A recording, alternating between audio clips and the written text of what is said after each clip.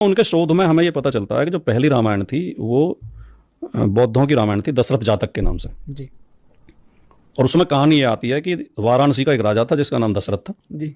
अयोध्या का नहीं, हाँ वाराणसी का। जी और उसके दो बेटे थे, राम और लक्ष्मण, और एक बेटी थी सीता। जी।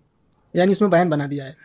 और उसकी कहानी केवल इतनी है कि उनकी रानी ने उनकी जो मुख्य रानी थी उसकी मृत्यु हो गई, तो उन्होंने दूसरी रानी को पटरानी बना दिया। जी तो उसने राजा से कहा कि मेरे बेटे को गद्दी मिलनी चाहिए आपके बाद।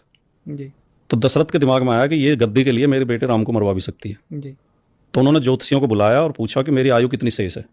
उन्होंने कहा आपकी आयु 12 वर्ष शेष है। जी तो उन्होंने राम से कहा कि तुम और लक्ष्मण दोनों हिमालय पर चले जाओ, जी वनवास नहीं, जी हिमालय, जी। और 12 साल बाद आके राजगद्दी पे बैठ जाओ। जी।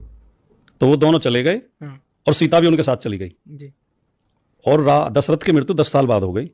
तो फिर उन्होंने जो मंत्री थे उनके, वो उन्हें लेने गए। तो राम ने ये कहा कि मेरे पिता ने मुझे 12 साल के लिए आदेश दिया था, मैं 12 साल बाद ही आऊँगा। जी और वो 12 साल बाद आए और राजा बन गए और वहाँ रहने लगे। जी। यहीं तक कहानी है उसमें ना रावण है ना हनुमान है।